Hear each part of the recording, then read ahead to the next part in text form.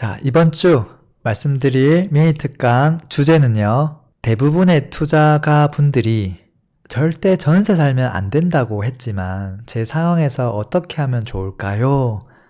라는 상담 메일을 제가 받았습니다. 그 제목을 그대로 제가 좀 넣었습니다. 부재라고 한다면 돈이 없어도 투자는 하고 싶어요 정도가 되지 않을까 싶어요. 상담 내용, 이메일 내용을 같이 한번 살펴보도록 할게요. 최근에 왔던 메일이고요. 조금 그냥 메일 왔던 거 그대로 캡처해서 약간 개인정보만 제가 조금 가려서 여러분들하고 같이 읽어보도록 할게요. 랭군이 안녕하세요. 저는 올해 4월 물고기 잡는 법 강의를 수강했던 34세 홍길순이라고 합니다. 많은 고민 끝에 랭군님께 조언을 얻고자 메일을 보내게 되었습니다. 저는 현재 서울에서 월세로 산 지 5년째 되었습니다. 부끄러운 이야기지만 저는 작년까지 집은 없어도 된다고 생각했어요. 지금처럼 임대해서 월세든 전세든 살면 된다고 생각했거든요. 작년 말 우연히 부자 아빠, 가난 아빠 책을 접하게 되었고 엄청난 충격을 받았습니다. 그때부터 갑자기 노후가 걱정되기도 하고 5년 뒤 40살이 되기 전에 내 집 마련과 월세 300만 원 이상 받고 싶다는 꿈이 생겼습니다. 보통 사연의 시작은 전반부는 다 이렇습니다. 저한테 오는. 근데 이제 그냥 제가 지나칠 수가 없었던 게 일단 제 강의를 들은 수강생 분이었고요. 그런 분의 메일은 제가 조금 답변이 늦을 수 있지만 어떻게든 답변을 다 해드리고 있어요. 보통 지금 여기까지 내용을 보면 처음에는 재테크 관련돼서 부동산 관련해서 잘못된 생각을 가지고 있다가 어느 순간 충격을 받게 되거든요.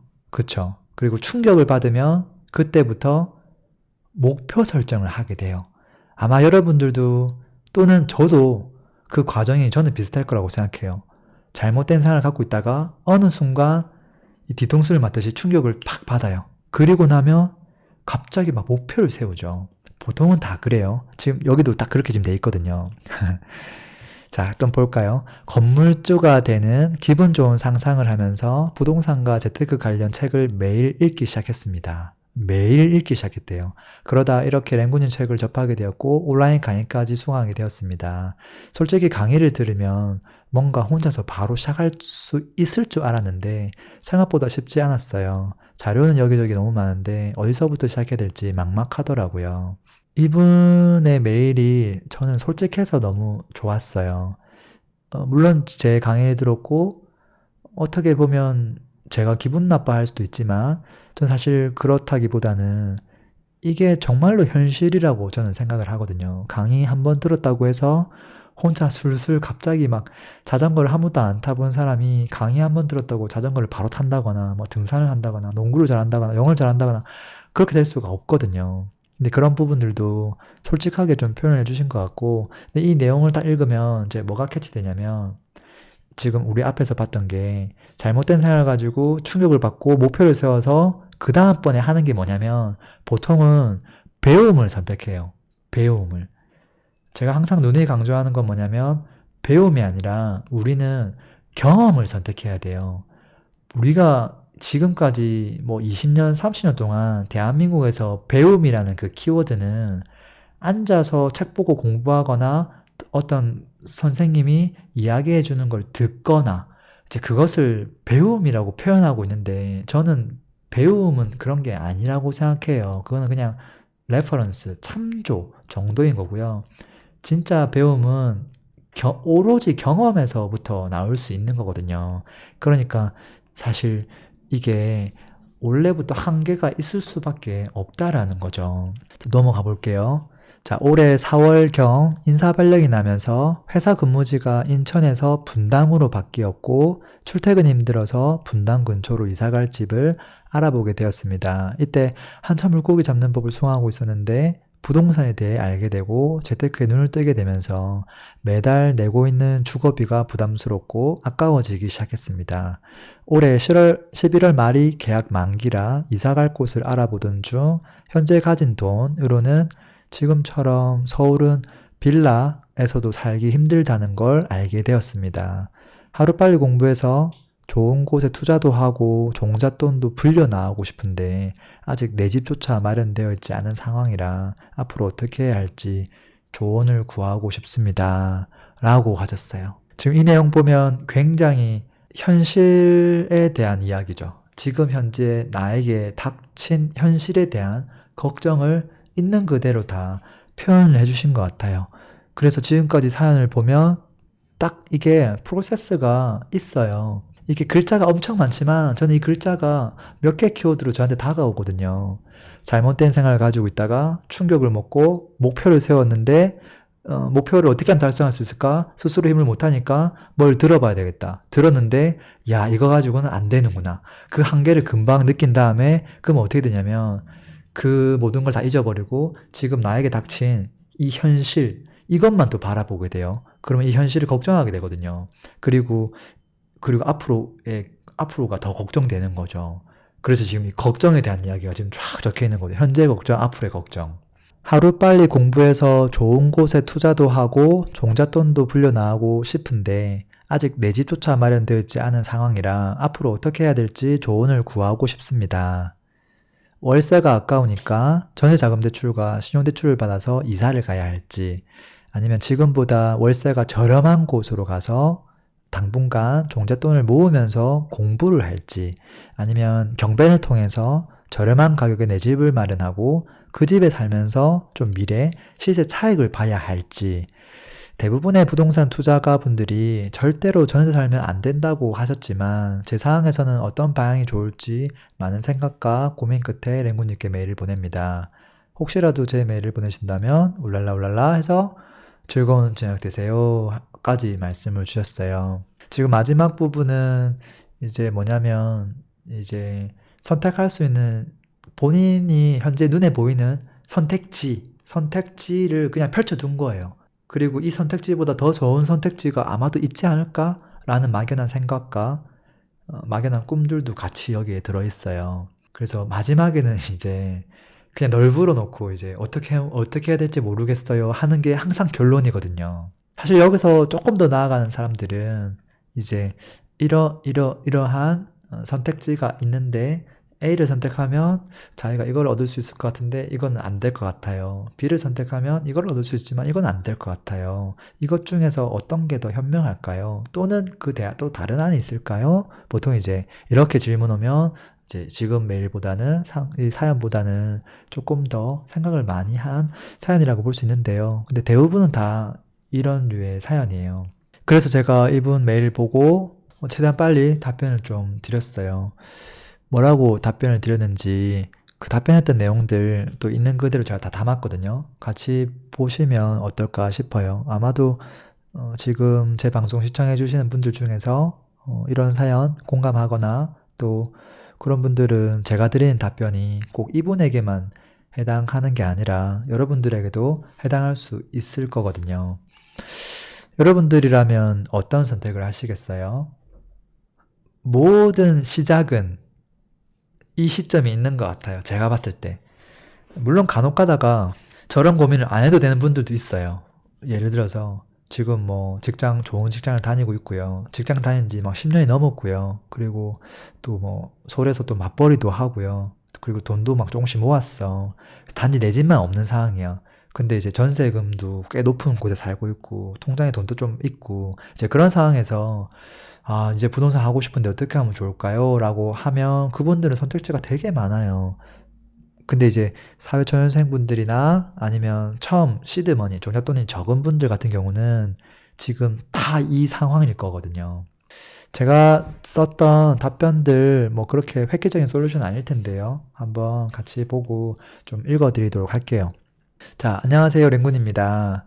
부동산 투자는 시간이 지나도 어려운 게 사실입니다. 지식이 0에서 10이 되어도 크게 달라진 게 없다고 느껴질 수도 있지만 20이 되고 30이 되면 이제 나도 조금은 알겠다는 생각이 드실 거예요. 지금 10 정도에 와 있다고 보시면 될 것 같고요. 과거 0일 때보다 아주 많이 바뀐 거라고 저는 생각을 합니다. 앞으로 어떻게 해야 되는지 막연한 질문을 주셨는데요. 돈이 있으면 선택지가 다양하겠지만 없는 상황에서는 선택지가 많지 않습니다. 라고 일단 제가 서두를 띄웠고요. 이렇게 이야기를 한 이유는 공부를 시작했지만 보통 공부 시작하고 나면 이제 바로 무슨 솔루션이 보일 거라고 생각하는데 결코 그렇지 않다라는 거를 조금 현실을 좀 직시하게끔 알려주고 싶었어요. 그리고 돈이 없으면 부동산에 대한 눈이 있어도 심지어 드라마틱한 변화를 단기간에 하기가 조금은 어렵다는 이야기도 사실은 이 문구에 내포되어 있어요. 그게 현실이거든요. 임차인 유형을 일단 선택해야 됩니다. 전세로 거주하고 전세자금대출을 최대한 받는 것이 월세 이자 내는 것보다 이자가 적게 나갑니다. 예를 들어서 전세가 2억이라 가정하고 대출 80%를 받으면 뭐 1억 6천 정도 대출이 나올 거고 그러면 내 추가적으로 들어가야 될 보증금, 현금이 4천이 필요하죠. 여기서 이제 핵심은 이거죠. 전세하고 월세의 차이는 보증금 여부에 달렸다는 거예요. 이자가 어떤 게 더 많이 들어가느냐, 그것도 의미가 있지만, 그것보다는 보증금 자체가 없는 사람들이 사실 많거든요. 전세 보증금 4천, 저 여유 자금이 없으면, 뭐 어쩔 수 없이 월세를 선택해야 되는 거죠. 근데 내가 만약에 4천 이상 있다. 그러면 당연히 이자를 줄이기 위해서는 월세보다는 전세, 자금 대출에 대한 이자를 내는 게 훨씬 더 현명한 선택입니다. 하지만 현명한 투자자에게는 한 가지 선택지가 더 있습니다. 예를 들어서 내가 보증금 4천만 원 있다면 그걸 전세로 들어갈 수도 있지만 그 보증금 4천만 원이 너무 아까운 거죠. 그래서 이자는 월세가 아니지 이거 오타가 있네. 이자는 전세 자금 대출이 저렴하지만 4천만 원 보증금이 묶이기 때문에 이자가 조금 더 비싼 월세를 선택하고 대신에 보증금을 500으로 줄이고 남은 3,500만 원으로 투자를 해서 자 월세 빼기 전세 이자 했을 때 추가적으로 나가는 비용 있죠. 그거보다 3,500을 굴려서 그거보다 조금이라도 더 벌 수 있는 방법이 있다면 투자를 하는 것도 좋은 선택이라는 거예요. 일반인은 이제 월세보다는 저는 전세자금대출로 하는 게 좋다고 봐주고요. 투자자는 월세도 고려해 볼 수 있다. 하지만 꼭 필수는 아니다. 이거는 이제 옵션이다. 라는 거고요. 종잣돈 3,500만 원으로 어딘가에 투자하는 게 그렇게 쉬운 일은 아니죠. 그렇지만 불가능한 일은 결코 아니라고 봐요. 그리고 그 돈을 가지고 드라마틱하게 뭐 1억을 벌겠다? 그건 욕심인 것 같고요. 예를 들어서 3,500을 가지고 1,000만 원을 벌겠다. 그러면 아까 그 이자보다는 훨씬 더 이득이거든요. 그래서 그런 부분들을 좀 생각했으면 좋겠다라는 거예요. 자, 좀 이어가 볼게요. 종잣돈 1억을 빨리 불리는 게 급선무일 것 같습니다. 지금은 과거와 달리 아파트 가격이 2배 이상 뛰었습니다. 지방 아파트도 마찬가지입니다.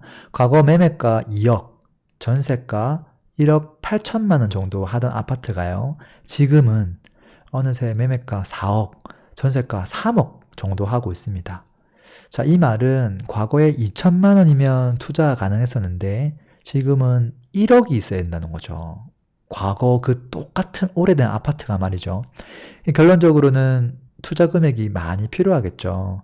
근데 지방보다 서울은 그게 훨씬 더 심해졌습니다. 자, 이런 시대에서 우리가 이를 극복하려면 어쩔 수 없이 지금 이 시장에 참여하려면 종잣돈의 크기를 키워야 된다는 거예요. 그래서 지금 내가 당장 투자를 안 할 거라면 전세자금대출을 일으켜서 월세보다 적은 이자를 내고 최대한 저축을 많이 해서 내가 원하는 수준으로 종잣돈을 확보하는 게 우선입니다. 그리고 그 시간 동안 내공을 좀 쌓아야 될 것이고요. 현장도 많이 가야 될 것이고 1, 2년 정도 현장을 쏘다니다 보면 그제서야 경험에 의해서 조금 눈이 트일 것입니다. 라고 제가 또 미션을 좀 줬어요. 자, 그리고 경매는 그 다음에 해도 늦지 않습니다. 경매한다고 해서 그리 싸게 저렴하게 살 수도 없고요. 싸게 사도 오르지 못할 걸 사면 또 아무 소용이 없고요. 또 경매로 접근해서 아파트를 내 집 마련으로 싸게 살 수도 없고요. 아파트는 겨우 5% 수준이거든요. 그러니까 일반가와 큰 차이가 없어요. 중요한 건 아파트는 좋은 녀석을 사야 오르는데 입지가 정말 안 좋은 곳을 사면 약간 저렴하게 살 수 있지만 이건 받아봐야 의미가 없는 거죠. 게다가 서울은 소액으로는 경매 자체가 불가능합니다. 워낙 고가이기 때문에 그렇죠. 자, 경매로 사도 매매 가격 자체가 비싸기 때문에 전세를 주고 하더라도 돈이 이제 많이 들어가는 거죠. 그래서 보증금을 제외하고 내가 지금 거주함에 있는 보증금을 제외하고 당장 투자할 수 있는 돈 최소 한 5천만 원 정도는 필요합니다. 그리고 나서 이 5천만 원을 가지고 이제 씨앗을 좀 뿌려놓고 투자를 하고 시간을 좀 기다려야 되겠죠. 최소 2년을 기다려야 할 것입니다. 5천을 7천으로 불리고 7천을 1억으로 불려나가는 지루한 과정이 필요할 것입니다. 좀 더 가볼게요. 제가 아는 분들 사례들 몇 가지 좀 말씀드렸어요. 현재 지금 강의도 하고 있는 분들인데요. 처음 부동산 공부를 시작했을 때 그분은 종잣돈이 4억에 있었습니다. 그걸로 공부도 하면서 투자도 하고 한 10년 했더니 누구나 알아봐 줄 정도로 자산이 크게 커졌습니다. 근데 잘 생각해보면요. 종잣돈 5천만 원하고 4억으로 시작한 사람하고는 사실은 많이 불공평합니다. 왜 그러냐면 종잣돈 4억을 20억으로 만드는데 5배를 불리는데 6년이면 보통 가능한 것을요. 종잣돈 5천만 원을 가지고 10억을 만들려면 얘는 20배를 불려야 되는 거예요. 그러니까 시간이 훨씬 더 많이 소요가 됩니다. 그래서 결국은 세상은 참 불공평하다라는 거예요. 근데 어찌 보면 그래서 공평한지도 몰라요. 시작은 누구나 일단 다 다른데요. 이 사실을 우리는 인정을 해야만 할 거예요. 그리고 그래야지만 나중에 자신을 자책하지 않고 칭찬하게 될 것이에요. 저도 과거에 결혼 그때 하기 직전에 통장에 200만 원 있었거든요. 그리고 앞으로 버는 돈을 가지고 결혼 비용으로 다 지출했었고, 그러고 나면 거의 10개월 후에 들어갈 돈도 이미 다 나갈 곳이 정해져 있었다는 거죠. 그러니까 저 같은 경우는 돈이 한 푼도 없어서 신용대출 5천만 원으로 저는 첫 투자를 시작했고요. 근데 그 작은 돈이라도 매년 조금씩 불렸더니 시간을 먹고 무섭게 자랐습니다. 아마 시간을 빼먹고 빨리 그냥 무작정 불리려고 했다면 아무것도 되지 않았을 것입니다. 그리고 근로소득 자체도 동시에 늘려나가야 될 것입니다. 이 부분이 뒷받침되지 않으면 대출을 남들보다 적게 받을 수밖에 없고 속도가 느려집니다. 제가 강의하면서 만났던 지인분들 중에서 특히나 서울에서 맞벌이 하고 있는 분들 되게 많은데요. 그분들은 뭐 적게는 1억에서 많게는 2억씩 버는 분들도 있었습니다. 한 명은 대학교 뭐 교직원이고요. 한 명은 뭐 공무원이고요. 또 좋은 공무원이에요. 자, 그러다 보니까 저금리로 막 인당 1억씩 신용대출 받을 수 있고요. 그러다 보니까 2억을 땡겨가지고 분당, 서울 입지 좋은 곳들 마구마구 샀더니 당연히 말 안 해도 해피엔딩이죠. 근데 그분들이 사실은 수중에 갖고 있던 돈은 5천만 원이 채 안 됐었거든요. 근데 만약에 그분들이 레버리지를 일으키지 않고 그 돈 가지고 투자했다면 사실 성과는 굉장히 미비했을 거예요. 근데 레버리지를 일으켰기 때문에 결과가 완전 달라진 것이고 그 레버리지가 가능했던 이유는 결국은 근로소득이 뒷받침됐기 때문에 다 가능했던 이야기거든요. 그래서 이 부분들도 간과하면 안 된다라는 겁니다. 이제 마지막인데요. 지금까지 이야기했던 것들을 요약해보면 종잣돈을 열심히 모아야 합니다. 최소 내가 지금 깔고 있는 보증금 제외하고 투자를 위한 시드머니 5천만 원 이상 확보를 해야 되고요. 그리고 5천만 원이 확보가 되면 이제 입지가 그나마 최선, 가장 좋은 건 못 살 거지만 최선이면서 좀 부동산 타이밍, 사이클을 잘 보고 최선의 투자를 해야 할 것입니다. 당연히 시간이 걸릴 거고요. 그리고 동시에 나의 가치를 드높이는 근로소득을 꾸준하게 높여나가야 될 것입니다. 그래서 현실적인 액션은 일단 저렴한 곳에 들어가서 어차피 지금 5천만 원을 모으려면 지금 당장 투자를 못하기 때문에 일단 저렴한 곳으로 저렴한 전세를 구해서 전세자금 대출 최대치로 받고 가장 저렴한 이자를 낸다. 그리고 전세 가격에서 전세 자금 대출 받으면 내가 이제 추가적으로 내야 될 보증금이 있겠죠. 그 보증금 빼고 5천만 원을 최대한 빨리 만들어야 된다. 그래서 최소한 80%는 선저 쭉 하고 후 지출하는 전략 가져가야 되고요. 그리고 그 기간 동안 치열하게 공부하는 거. 치열하게 공부할 때는 어떻게 하면 내가 미쳤다는 소리를 들을 수 있을까? 그 소리를 들을 작정을 하고 공부를 해야 될 거예요. 그래서 만나는 사람들마다 너 정말 독하다. 너 어떻게 이렇게까지 했니? 라는 말을 들을 수 있도록 하지 않는다면 사실 성과 내기가 쉽지가 않을 거예요. 그리고 공부한 거를 바탕으로 마지막에는 좋은 곳에 묻어둔다. 기다린다. 또 공부한다. 저축한다. 가치를 높인다. 이것을 무한 반복하는 것이 필요하지 않을까 싶어요. 제가 지금 이렇게 알려드린 조언들은 사실 그렇게 획기적인 방법은 아니죠. 램프에다가 이렇게 뭐 기도해서 갑자기 무엇을 도와드릴까요? 지금 뭐 자산가가 되게 해주세요. 갑자기 이렇게 들어주는 내용이 아니에요. 어떻게 보면 너무 당연하고 너무 시간이 걸리고 그럴 수 있지만 제 생각은 그래요. 이거보다 더 획기적인 방법은 없다고 생각하고요. 그리고 새우잠을 자면서도 고래 꿈을 꾸셨으면 좋겠습니다. 그리고 나는 잘 될 거야 라는 그 믿음은 꼭 있어야지만 아마도 꾸준하게 또 계속 나아갈 수 있지 않을까 싶습니다. 이렇게 제가 메일을 마무리했어요. 제가 말씀드린 것들 다 이해하셨죠? 그렇게 어려운 건 아니니까. 자, 이렇게 해서 자, 부자된 미니특강 오늘은 시청자 사연 편으로 마무리하겠습니다.